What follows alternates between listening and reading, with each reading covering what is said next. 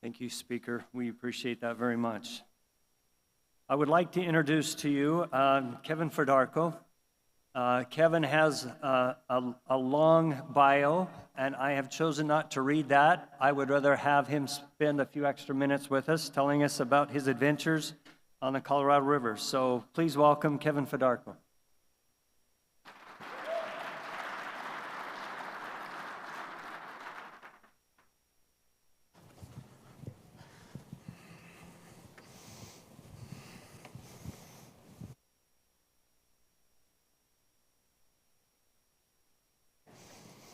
Gene, thank you so much, and good morning, everyone.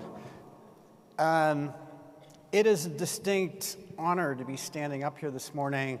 The reputation of this conference is legendary in the Southwest, and people such as myself, authors and writers of books, are normally only allowed to come into a room like this to vacuum the lint off the carpeting and empty out the wastebasket. So I really appreciate the opportunity to speak to you today about a landscape defined by a river that each and every one of you has a different relationship with because you have come to it by way of a different journey and a different path. And I want to talk to you a little bit this morning about the path that I followed to get to this river and this landscape, and to share with you a few of the things that I learned along the way, things that may or may not be of help to you as you engage in your deliberations and your negotiations concerning the fate and the future of this river.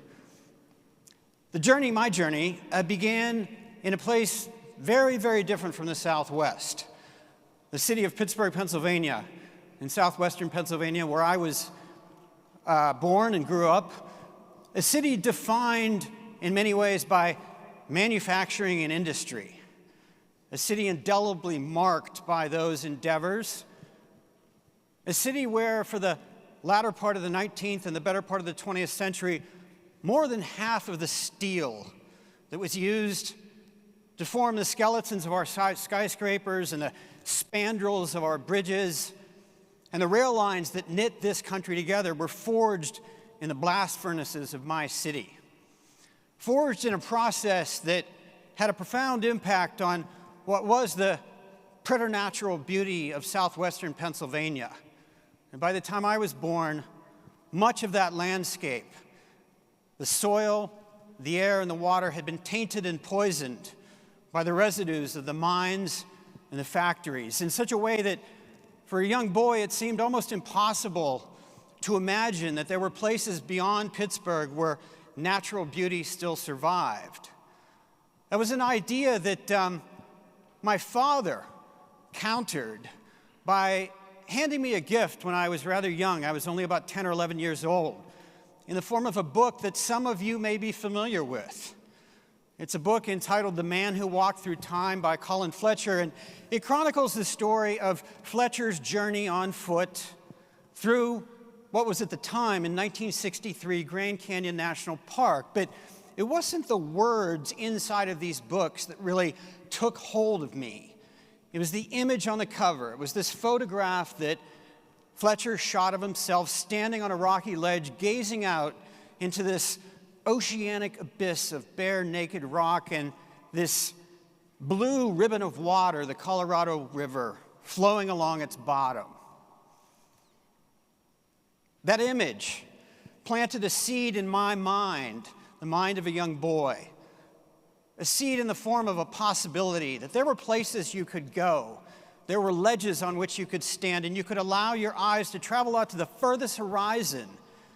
And nowhere between you and that point would that vision be marred by a single smokestack or blast furnace or train loaded with coal. There was another idea that was planted in my mind by that book. It was the idea that if there was a road leading from a place like Pittsburgh to a place like the Grand Canyon, that road must be very complicated and very long. And indeed, that's exactly what it proved to be. It would take more than 25 years, a quarter of a century, for me to find my way out to the little town that sits in the shadow of the San Francisco Peaks, Flagstaff, Arizona, a town that is now my home, and where in the spring of 2003, I found myself stepping through the doorway of a Grand Canyon river outfitter and encountering for the first time a particular type of boat known as a Grand Canyon whitewater dory. A boat that was designed and crafted to fit perfectly into the riparian paradise that flourishes at the bottom of the Grand Canyon, a boat whose shape and colors blended and dovetailed perfectly with the surface of the river itself, with the colors of the rock, with the pageantry of light that plays out along the surface of those great rock walls from dawn to dusk each and every day, but a boat that was also a tool that could be used to navigate and thread one's way through the savage and often incredibly violent pockets of whitewater that punctuate the 277-mile stretch of the Colorado River that flows inside of Grand Canyon. And in that moment, in that morning when I saw those dories for the first time, a dream formed inside of my head. It was the dream of figuring out how I could pilot one of those boats and become a Grand Canyon dory guide. A dream that I'm embarrassed to have to tell you never came true, thanks to the titanic level of incompetency that I managed to demonstrate when it comes to the twin arts of reading and rowing whitewater.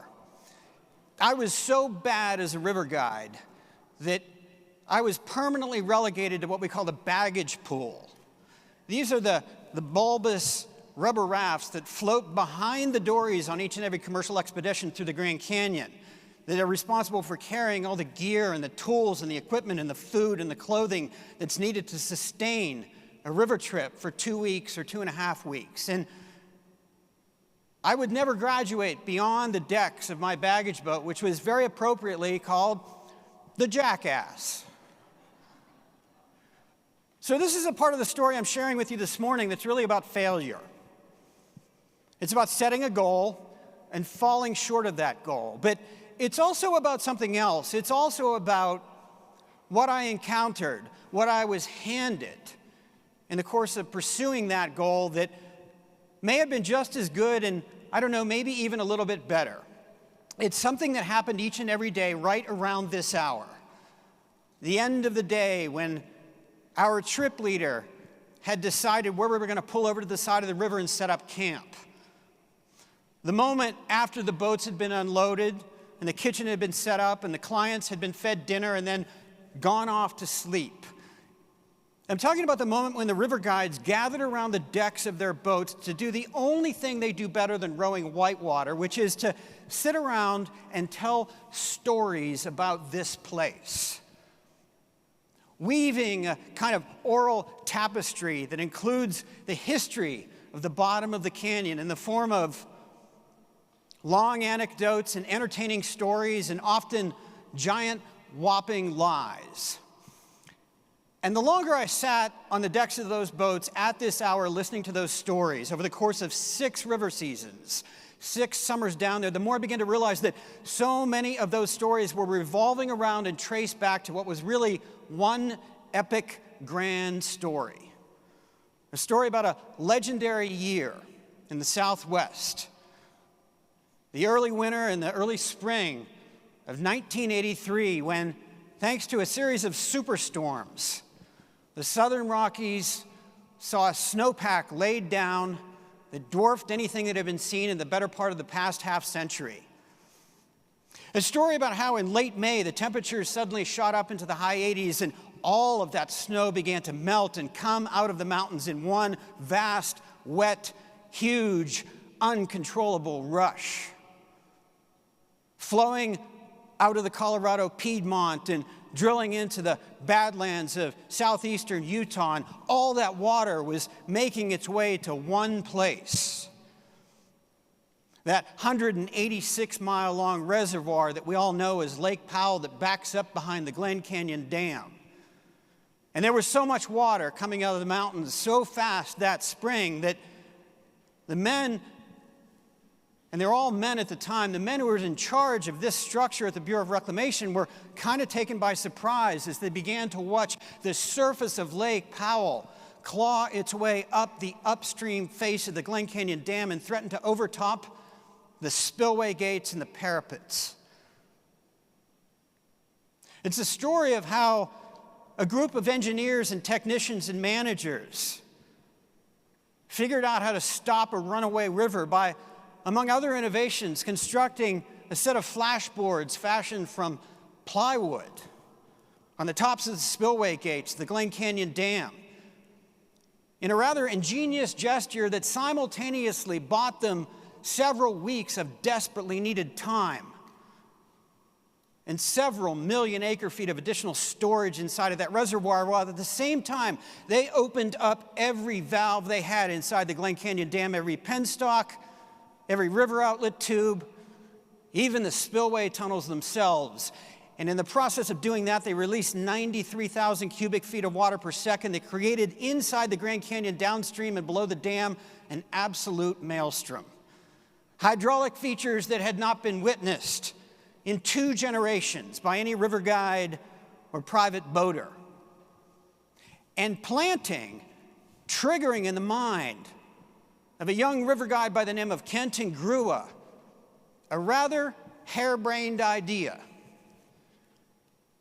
An idea connected to his boat, a little 17-foot-long wooden dory called the Emerald Mile. And that idea was that if CRWUA and 2 other river guides were to board this boat and put her into the river illegally at midnight and start rowing as hard as they possibly could, each man rowing for 20 to 25 minutes at a stretch until he could barely pull his fingers off the handles of the oars before handing them over to his companion.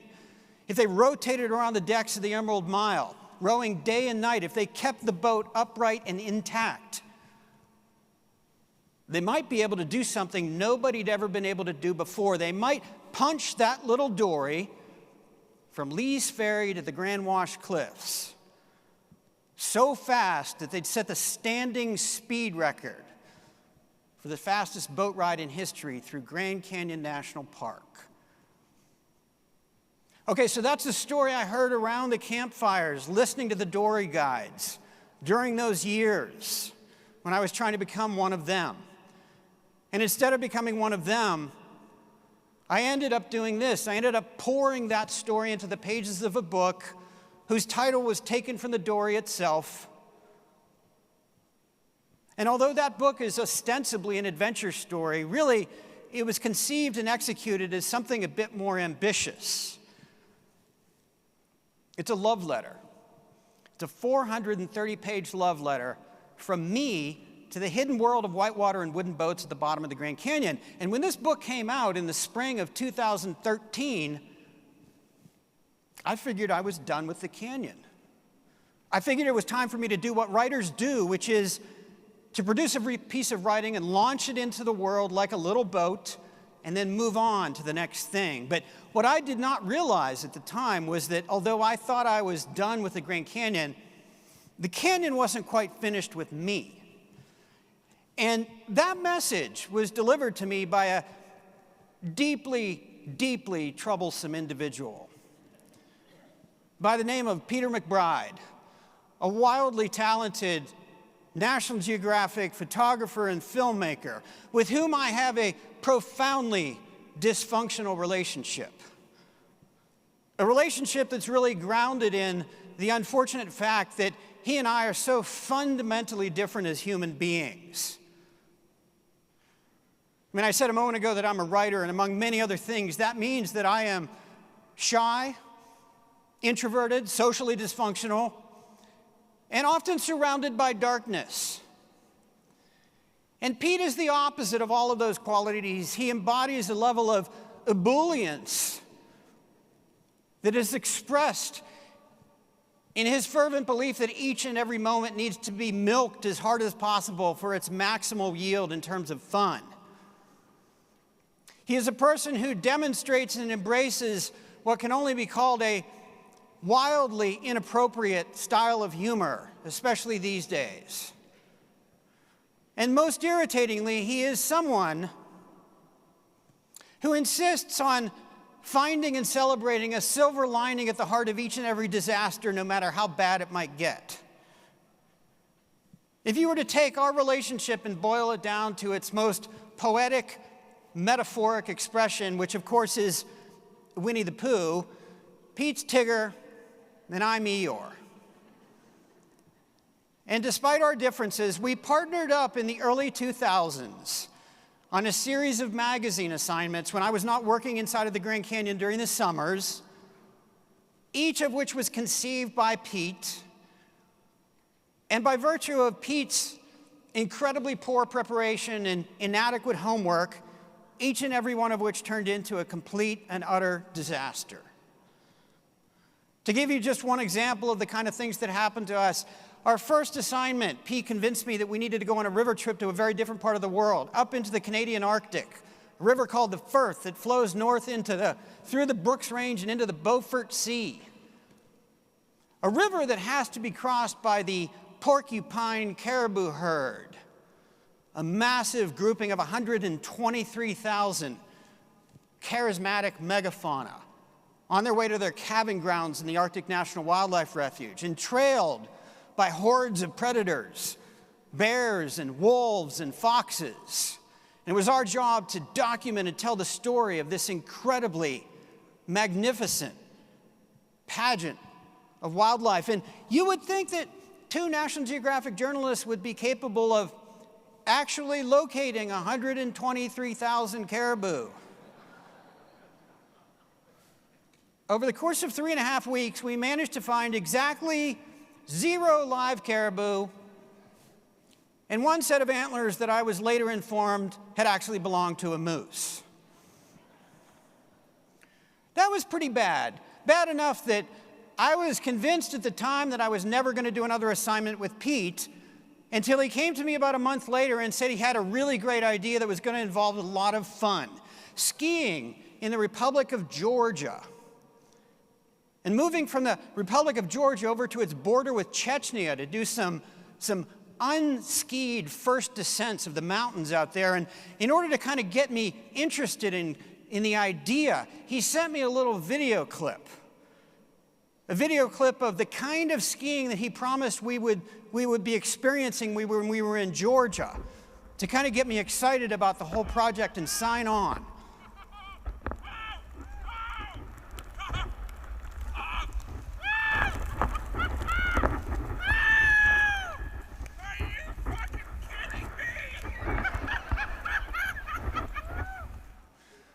Looks pretty good, right?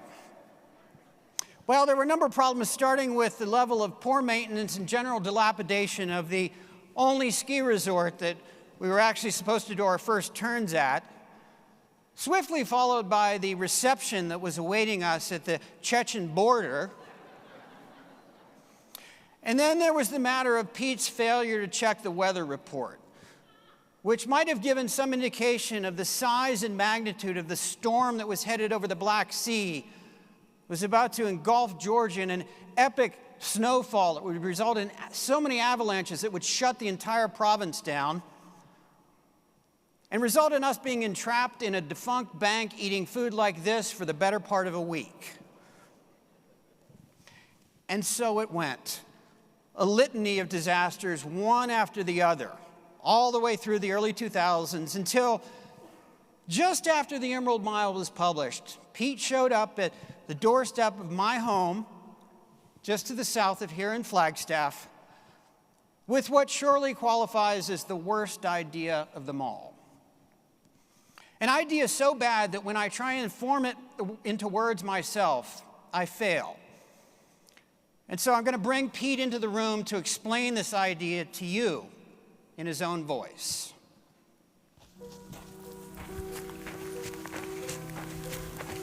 I'm going to be honest. I'm not sure I really like hiking that much. With a heavy pack and no guarantee of water, it's hard, stressful, and very slow.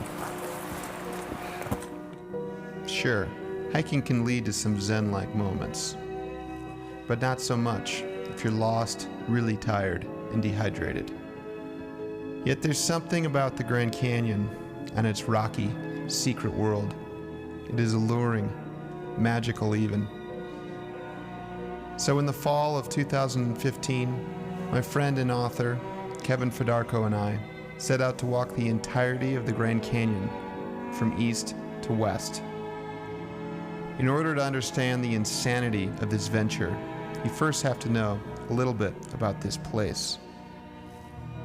In stretches, it is 18 miles wide and over a mile deep.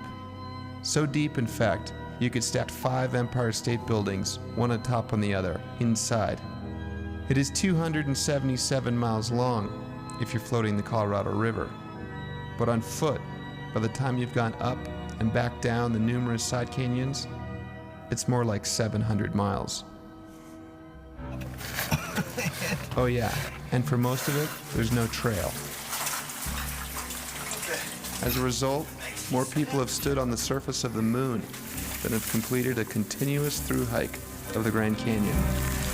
It may have been the brushiest, scratchiest, longest day. Wow. I'll get him. I fell into a barrel cactus. And now I got all these weird lumps on my arm.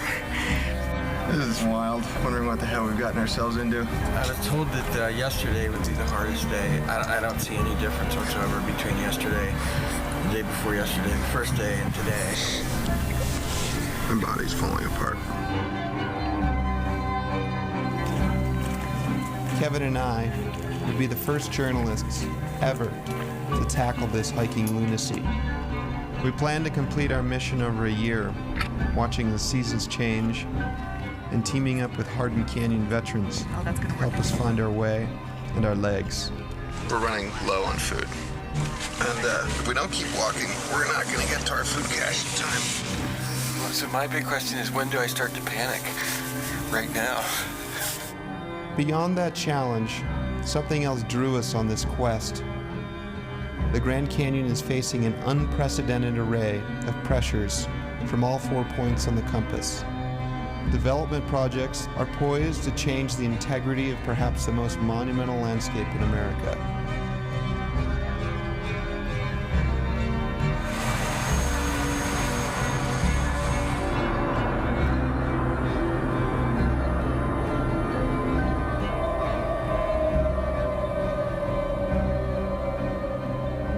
This is the most protected place in the world. And yet, what do you think I spend most of my time doing? Is protecting this place. We believe walking the park might give us a unique perspective on this secret world and what's at stake to be lost.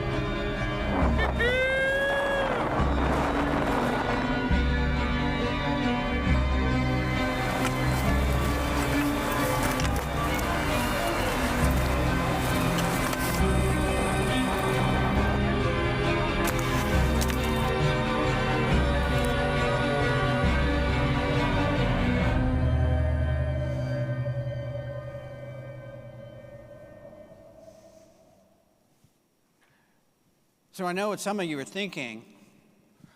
You're saying to yourselves, well, gosh, after so many awful things have happened, how did Pete convince Kevin to join in on this project? And, well, the answer is fairly simple. He lied. It's important when you're writing nonfiction to quote accurately, and I'm not paraphrasing. I'm giving you his exact words when I tell you that what Pete said to me was, he said, dude, do you want to know the best part of this whole project? And I was like, yeah, I'd like to hear it. And he said, we don't even need to get in shape for this hike. And I was like, really? And Pete said, oh yeah, because the hike itself is the thing that's going to get us in shape for the hike. The only lie that has greater magnitude than that was what he told me the hike was actually going to involve. He said it was basically going to be the ambulatory equivalent of a river trip. It was going to involve stuff like this: the two of us strolling along sand beaches, bathed in tangerine-colored light, while I stopped whenever I needed to jot down profound insights and poetic notations. Those of you who know the Grand Canyon are probably familiar with the fact that there's about 200 yards inside the bottom of the canyon that looks like this. The rest of it looks like this. This is the most fragmented and broken and shattered piece of topography that we have on the North American continent. I could spend the rest of my time up here with you this morning chronicling and going into detail about just how miserable it is to move through this landscape on foot where there's no trail, following a series of often very thin ledges, and how as those ledges carry you away from the river and higher up into the matrix of rock, the consequences of a mistake, a moment's misstep or inattention becomes geometrically greater.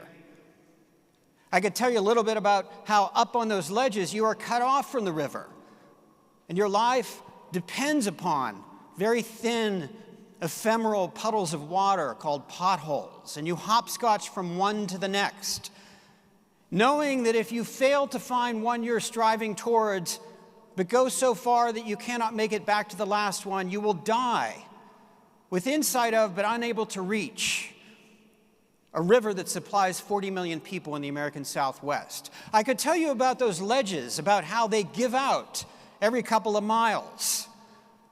And when that happens, you're forced to begin scaling the walls of the canyon or digging into your pack, pulling out your rope and your harness, and rappelling down to find a new set of ledges, to piece together a route like you would assemble pieces of a jigsaw puzzle.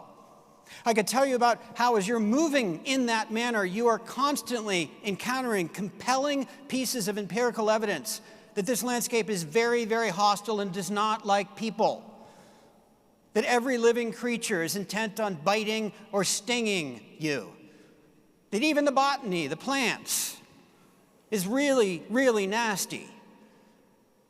I could talk a little bit about the temperatures, how in the day it shoots up to 120 degrees, and thanks to the oven-like effects of the walls retaining that heat, it's 105 degrees at night. And I could explain that how all of those challenges and obstacles can leave you feeling and looking like this 15 minutes after breakfast on day 2.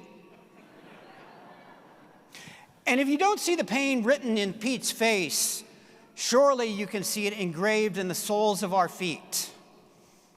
I could tell you how it took the Colorado River 6 million years to carve the Grand Canyon, but it took the Grand Canyon 5.5 days to break Pete and I in half, to render us incapable of continuing to move forward, forcing us to claw our way out of the canyon and retreat back to Flagstaff with our tails between our legs, arguing and bickering about which one of us was going to call up our editors at National Geographic headquarters in Washington, D.C., and explain that if they want the rest of the story completed, they were going to have to subcontract the thing out to a couple of kaibab squirrels or some other creatures capable of moving through the landscape.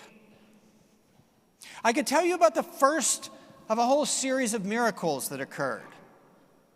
The first of them being a group of very, very dedicated and passionate long-distance Grand Canyon backpackers and river guides who heard about these 2 nincompoops and decided to adopt us as their special project, putting us through the equivalent of a hiking makeover over the next 6 weeks, redoing every aspect of our program, our nutrition, our maps, our gear, and then appointing from among themselves minders and babysitters to drag us back into the canyon and pull us through the remainder of our journey like a locomotive pulls a caboose. I could tell you about how they drew us back into the canyon just as the first of the big storms that winter was about to strike. How it drove the temperatures down to -5 degrees, sending us into our tent at night, clutching our water bottles under our armpits and between our legs to keep them from freezing, and then awakening to a world transformed, a world that had been a furnace just a couple of weeks earlier and was now shellacked in 9 to 11 inches of snow and ice. And I could talk to you about the fact that moving with heavy weight under these conditions makes it impossible to replace the calories that you burn by eating. And you become emaciated. And your joints and your tissue, the strain that they're under, They begin to fall apart so that each and every step is filled with agony. I could tell you about all of that, and then I could tell you about the second miracle, which was that despite all of those obstacles, somehow in November of that year, Pete and I stumbled between the 3 metal fence posts, demarcating the western edge of Grand Canyon National Park, completing the end of our journey.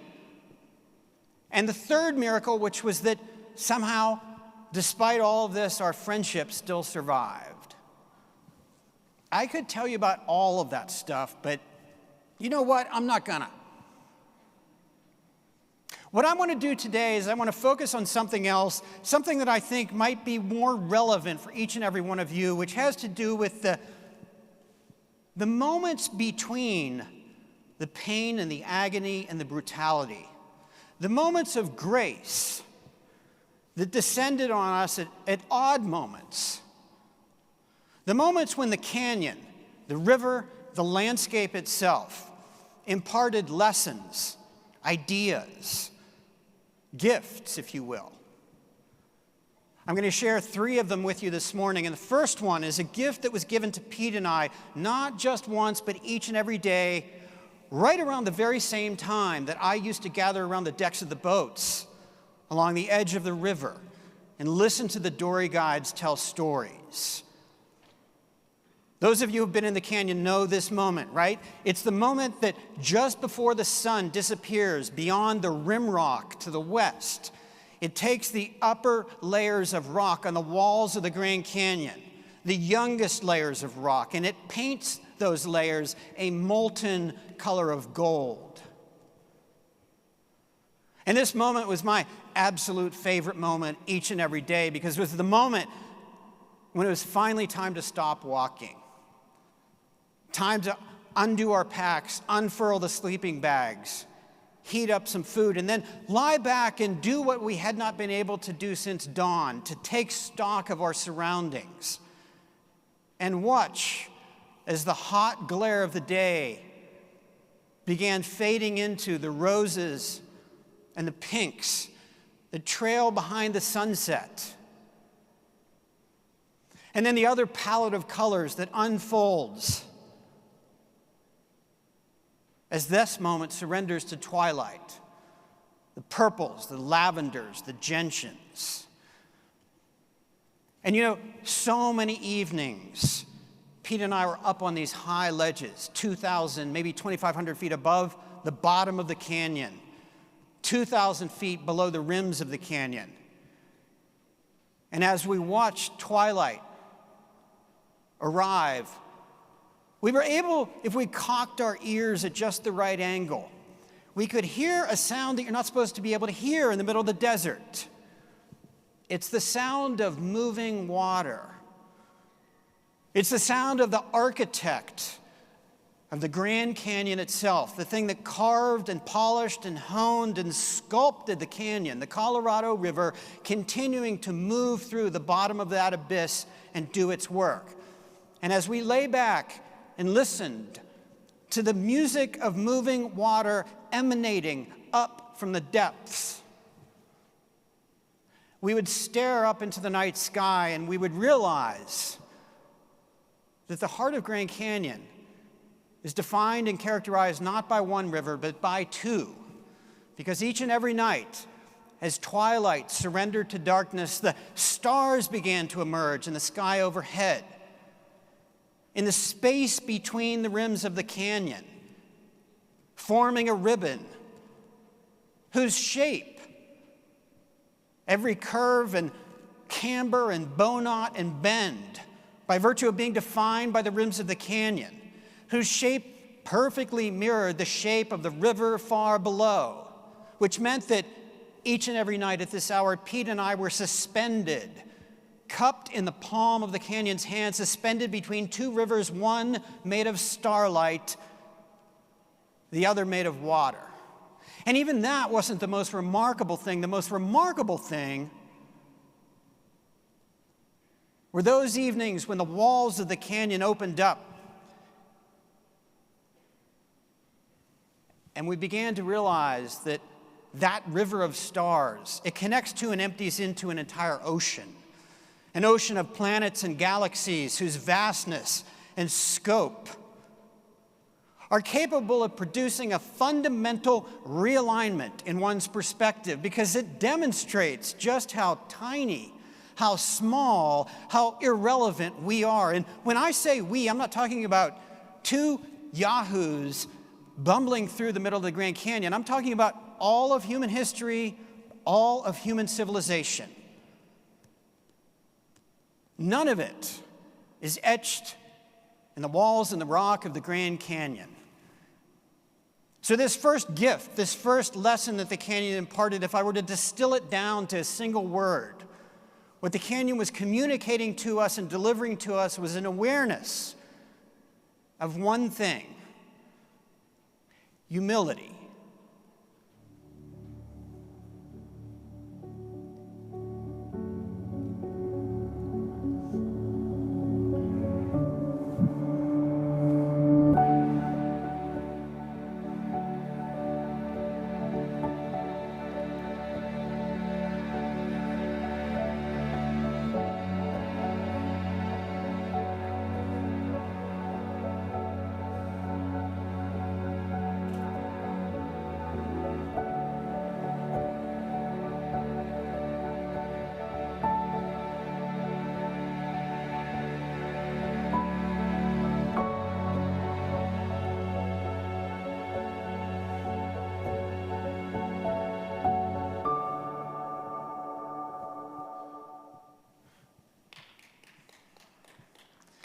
So that's the first lesson. Second lesson is this. The second lesson is a realignment of perspective with respect to the river itself. You know, in the days when I was a boatman, and those of you who have rowed a boat in Grand Canyon know this, when you are on the surface of the river, it is overpowering and overwhelming. But if you step to the edge of the river and begin moving into that world of rock that comprises 99% of the landscape inside of Grand Canyon National Park, the river begins to recede. And if you climb high enough up into those ledges, you will arrive at a space where you can move for days and weeks without even seeing the river at all. It disappears. And the longer we spent in the canyon, and the more I thought about that, the more I realized that that was really a metaphor for what we have done to this river. I mean, this is a river whose 277-mile stretch inside of Grand Canyon is bookended by and buttressed between two of the largest machines that we have ever created anywhere on the surface of the earth, Glen Canyon Dam and Hoover Dam. It means that every drop of water flowing through the Grand Canyon, even in those rapids that feel wild and free, has been measured and metered and rationed. And that 277-mile stretch in the canyon is just part of a much larger and much more extensive network of dams and irrigation systems and water control facilities that we have created across the entire Southwest in order to transform what was once a wild river into what is now plumbing. Plumbing that is designed to bend and harness the forces of nature for the good of human civilization. Agriculture in the form of feedlots and vast farms that supply more than half the country with its winter vegetables, and the largest cities in the Southwest whose quality of life, whose economic vitality is utterly dependent on this water. We have harnessed and used this river so efficiently and so ruthlessly that not a single drop of it ever reaches the Sea of Cortez. What I'm trying to say is that if you spend enough time on foot inside of Grand Canyon, it will show you something about what the river really is. A thin blue thread by which our entire civilization here in the Southwest hangs. A thing that must be nurtured and cared for if we are to survive. That awareness is the second gift. And the third gift the last gift I'm going to share with you this morning, it has to do with this. It has to do with the response that so many of us feel, myself and Pete included, when we step to the edge of this abyss for the very first time. What do we say as we stare out across that naked expanse of bare, lifeless rock? We say, my God, it is so empty. And yet the longer that Pete and I spend inside of this place, the more we realize that's simply not true. Grand Canyon is a living biologic laboratory filled with plants and animals whose range extends from ecosystems you would find in subarctic Canada all the way to the deserts of central Mexico. Animals like the great horned owls that are to be found in the spruce forests on the North Rim, and insects like the tarantula spiders that thrive in the Mojave environment at the bottom of the canyon. But here's the thing. The canyon is not just replete with flora and fauna. It is also a showcase for human habitation. This is a place where, when your eye becomes trained, you begin to see evidence that people have been here for a very long time. Evidence in the form of fragments of pottery that they shaped from the earth itself, tools, arrowheads, and spear points they used to hunt and survive, niches and recesses in the canyon walls we call granaries, where they stored their food, their seeds, and other very special places on the walls of the canyon. Places where they etched on the walls art in the form of petroglyphs and polychrome pictographs, images that are drenched in mystery and enigma, images whose meaning escapes us because they were created so far back in the past. Images that demonstrate the power of this kind of art because when you stand in the presence of those images, you realize that it has the power to bend time itself, catapulting you back 2,000, 4,000, 6,000 years back to the past, connecting you not only with the archaic people who were the first human inhabitants of the canyon, but the waves of people who followed them. On the eastern end of the canyon, the Hopi, the Zuni, and the Navajo tribes. Stretching all the way across the north rim of the canyon, the 5 separate bands of the southern Paiute tribe. Far to the west, the Wallapai. Coming up from the south on a seasonal basis, the Yavapai Apache. And nestled deep in the center of it all, the tribe that was said to be, by all of the others, the guardians of the Grand Canyon, the Havasupai.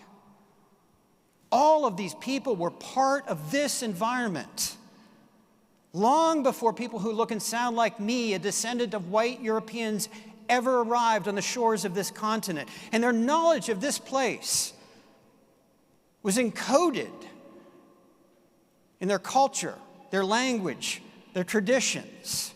And yet, despite all of that knowledge, in the year 1919, when we created this park, we did something that we do not like to talk about. We pushed these people out of their homes and permanently evicted them from the place that they know best. And then we did something that's arguably just as bad, if not worse. We wrote them out of the story that we tell about this place. And 3 years after that, in 1922, a group of us sat down to decide the fate of the river while excluding not only the 11 Native American tribes of the Grand Canyon, but every tribe of the entire basin. And what I find most remarkable about all of this, what our journey taught me that stays with me, is that these people were part of the past, but they are still part of the present. They are still with us today. Their reservations encircle the entire national park. They continue to move into this space to perform ceremonies, to mourn those they have lost. They continue to position themselves at the heads of trails leading into the canyon to tell their stories and share their experience with visitors to the canyon. And they engage in acts of protest against enterprises like this, a uranium mine, that they feel to be a violation of the rules that they think should govern their relationship with the land. And you know what? They also gather in rooms like this to assert their sovereignty, to negotiate for their rights, and at very special moments when victories are achieved, such as the establishment of our newest national monument in Arizona, they are sometimes asked to greet and introduce presidents of the United States. And all of these people, the tribes of the Grand Canyon, they stand at a precarious point, with one foot firmly planted in the past, attempting to nurture and sustain traditions that they deem vital to their survival as a people, and with another foot extended into the future in an effort to participate in and pursue something that is available to each and every American who lives beyond the borders of a Native American reservation: a chance to prosper. And for the most part, not always, but almost always, these people engage in this balance in a way very different from the way that my forebears in Pittsburgh, Pennsylvania did.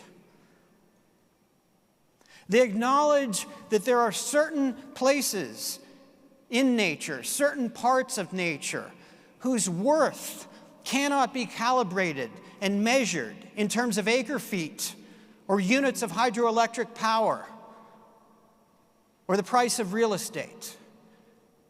And that in order to protect these places, which have as much, if not greater value than economic prosperity, it is necessary to look upon the land not as a commodity to be consumed, but as a resource that requires stewardship, a sense of responsibility. So those are the three lessons. And here's the final thing, and maybe it's the most important thing I have to share with you today. This is what I do for a living. I write books and I tell stories, and to be honest, I'm not that important. My job is to entertain people. It's very different from what each and every one of you do, and for the reasons that you have gathered in this place today. What you do is incredibly important. And as you engage in your deliberations and your negotiations about the future of this resource, I would gently suggest you might keep in mind three things. Humility, the awareness that there are greater forces beyond us, whose power exceeds our own, and our ability to understand those forces is often incredibly limited. The sense of community and the idea that there are now voices at the table who have things to say that we as Americans need to hear, who can offer a window through which to see this river in a new way, and a doorway involving stewardship that some of you may want to consider walking through. And the final thing has to do with these two knuckleheads. Two friends, one from Arizona in the lower basin, and one from Colorado in the upper basin. You know, the one thing that I didn't share with you earlier when I was talking about our trip is that there was a point during our journey when Pete and I got into a really nasty argument. It was right around the time that things really fell apart. And I honestly can't tell you what the heck it was that we were arguing about, because in the midst of this fight, something rather extraordinary happened. As goofy as it sounds, we both stopped talking and we embraced each other in a hug. And the reason we did so is I think we both understood at an instinctive level that the words that were coming out of our mouths had the potential to damage, if not destroy, the only thing that really mattered. which was the ties that binded us together. It was an awareness that despite whatever our differences are, those differences were dwarfed by the things that we held in common. It was an awareness that the most important thing that we had was each other. And if we failed to act with unity of purpose, we would not be able to complete the journey that we found ourselves on. You all are on a journey of your own as you struggle with the legacy that was left behind by these men. And if you view your negotiations as a zero-sum game, you will leave behind a wasteland for your children and your children's children. What I would beg of each and every one of you is to engage in your discussions, your deliberations, your negotiations with a sense of respect for your partners, with a sense of awareness that you are being called upon to participate in something greater than yourselves, and that process requires a level of humility and nobility that is worthy of the landscape itself.